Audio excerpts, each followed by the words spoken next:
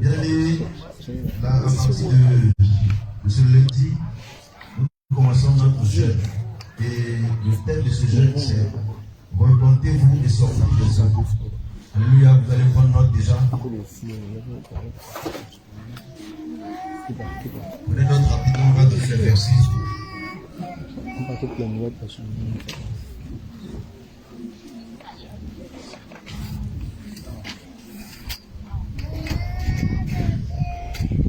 Ésaïe 58, versets 6 à 12. Ésaïe 58, versets 6 à 12.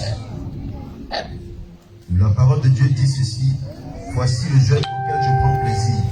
Détache les chaînes de la méchanceté, dénoue les liens de la servitude, renvoie libre les opprimés, et que l'on rende toute espèce de joug. Partage ton pain avec celui qui a faim, et fais entrer dans ta maison les malheureux sans asile. Si tu vois un homme nu, couvre-le, ne te détourne pas de ton semblable. Alors ta lumière poindra comme l'aurore et ta guérison germera promptement. Ta justice marchera devant toi et la gloire de l'Éternel t'accompagnera. Alors tu appelleras et l'Éternel les répondra. Tu crieras et il dira: me voici. Si tu éloignes du milieu de toi le joug, les gestes menaçants et les discours injurieux, si tu donnes ta propre subsistance à celui qui a faim, si tu rassasies l'âme indigente, ta lumière se lèvera sur l'obscurité et tes ténèbres seront comme le midi. L'Éternel sera toujours ton guide. Il rassasiera ton âme dans les lieux arides et il redonnera de la vigueur à tes membres. Tu seras comme un jardin arrosé, comme une source d'eau dont les eaux ne tarissent pas. Des tiens rebâtiront sur d'anciennes ruines. Tu relèveras des fondements antiques. On t'appellera réparateur des brèches, celui qui restaure les chemins qui rend le pays habitable. Alléluia. Vous allez noter aussi Joël 2, versets 12 à 15. J'ai lu la première partie. Maintenant encore, dit l'Éternel, revenez à moi de tout votre cœur, avec des jeûnes, avec des pleurs et des lamentations. Voilà, vous allez lire le reste. Joël 2, versets 12 à 15. Vous allez lire le reste après. Jérémie 3, versets 13 à 14. Je lis le verset. Reconnais seulement ton iniquité. Reconnais que tu as été fidèle à l'Éternel, ton Dieu. Que tu as dirigé ça et là tes pas vers les dieux étrangers. Sous tout adversaire, et que tu n'as pas écouté ma voix, dit l'Éternel. Revenez, enfants rebelles, dit l'Éternel, car je suis votre maître. Je vous prendrai un d'une ville, deux d'une famille, je vous ramènerai dans Sion. Jérémie 3, verset 13 à 14. Ésaïe 43, 25 à 26. La parole de l'Éternel déclare: c'est moi qui efface tes transgressions pour l'amour de moi, et je ne me souviendrai plus de tes péchés. Et réveille ma mémoire, plaidons ensemble, parle toi-même pour te justifier. Hébreux 8, verset 12. Hébreux 8, verset 12. Tout à l'heure, le passage que j'ai lu, c'est Ésaïe 43, verset 25 à 26. Maintenant, Hébreux 8, verset 12.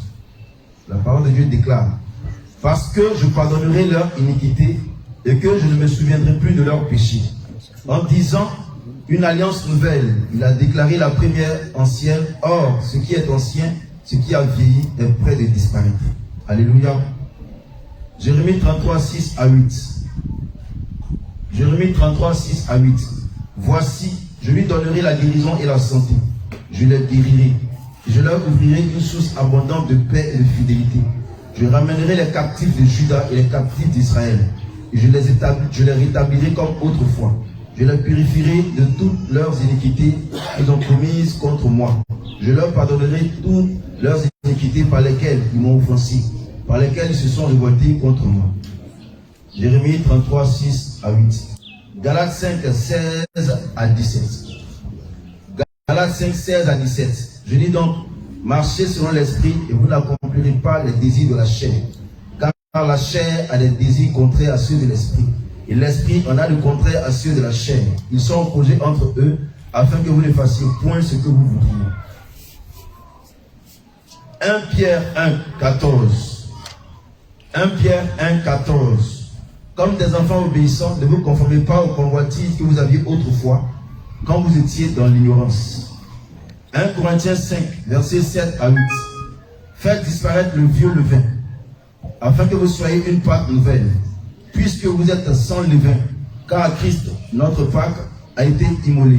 Célébrons donc la fête, non avec du vieux levain, non avec un levain de malice et de méchanceté, mais avec les pains sans levain de la pureté et de la vérité. Exode 12, versets 19 à 20. Exode 12, 19 à 20.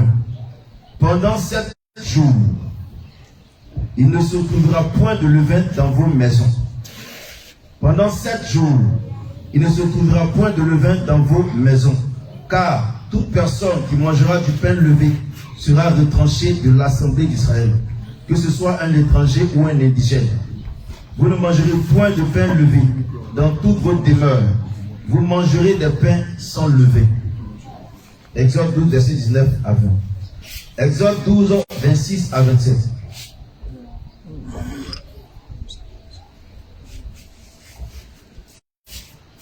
Alléluia. Exode 12, 26 à 27. Et lorsque vos enfants vous diront, que signifie pour vous cet usage? Vous répondrez, c'est le sacrifice de Pâques en l'honneur de l'Éternel, qui a passé par-dessus les maisons des enfants d'Israël en Égypte, lorsqu'il frappa l'Égypte et qu'il sauva nos maisons. Le peuple s'inclina et se prosterna. Genèse 8, versets 6 à 13. Au bout de 40 jours, Noé ouvrit la fenêtre qu'il avait faite à l'arche. Il lâcha le corbeau. Il sortit partant et revenant jusqu'à ce que les eaux eussent séché sur la terre. Il lâcha aussi la colombe pour voir si les eaux avaient diminué à la surface de la terre. Mais la colombe ne trouva aucun lieu pour poser la plante de son pied. Et elle revint à lui dans l'arche, car il y avait des eaux à la surface de toute la terre. Il avança la main, la prit et la fit rentrer auprès de lui dans l'arche. Il attendit encore 7 autres jours, et il lâcha de nouveau la colombe hors de l'arche. La colombe revint à lui sur le soir, et voici, une feuille d'olivier arrachée était dans son bec. Noé connut ainsi que les eaux avaient diminué sur la terre. Il attendit encore 7 autres jours, et il lâcha la colombe, mais elle ne revint plus à lui. L'an 601, le premier mois, le premier jour du mois, les eaux avaient séché sur la terre. Noé ôta la couverture de l'arche.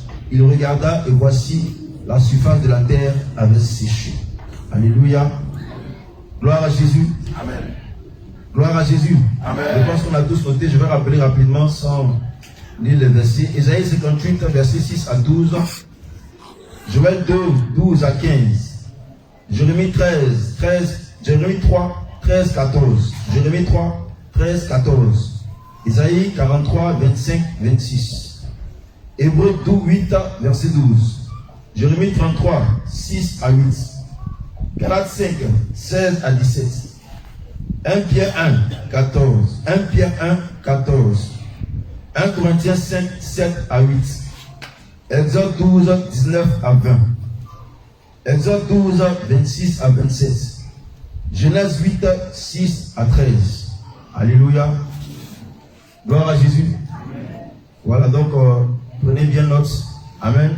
Soyez disponibles aussi pour la prière. Vous qui êtes en ligne, vous qui nous suivez aussi en ligne, connectez-vous à partir de 19h jusqu'à 21h, lundi jusqu'au vendredi. Alléluia. Vendredi soir, prière chaque soir. Amen. Voilà. Donc mettez-vous aussi dans la disposition pour le jeûne. Alléluia. Afin de rentrer dans l'accomplissement de la parole de Dieu. Pour que vous receviez ce que vous deviez recevoir. Shalom, shalom, les frères. Bon, lorsque papa a donné le livre de Genèse 8, il était là à parler, et puis Dieu m'a inspiré, j'ai écrit quelque chose. Noé, c'est Jésus, et la fenêtre ouverte, c'est l'écluse des cieux, et la colombe, c'est l'esprit de Dieu, et le soleil, c'est le jeûne, et l'eau, c'est l'esprit de la sirène des eaux. Et le jeûne, c'est le moyen pour sécher les œuvres de la sirène des eaux. Et lorsque Jésus, qui est Noé, relâche la colombe, qui est le Saint-Esprit, et la colombe ne revient plus, cela signifie qu'il t'a lavé de toute impureté. Et les jeûnes signifient que tu as Dieu, que tu l'as attendu et tu as accepté qu'il entre en toi. Et lorsqu'il entre en toi, c'est lui qui te conduit.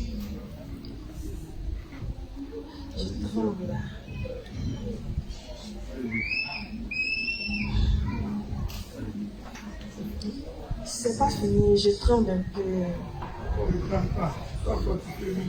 Et l'olivier représente les alliances du Saint-Esprit. Et lorsque tu as accepté la parole de Dieu, qui est lui-même, te fera marcher dans sa parole. Car il est écrit dans Ézéchiel 36, 25 à 27.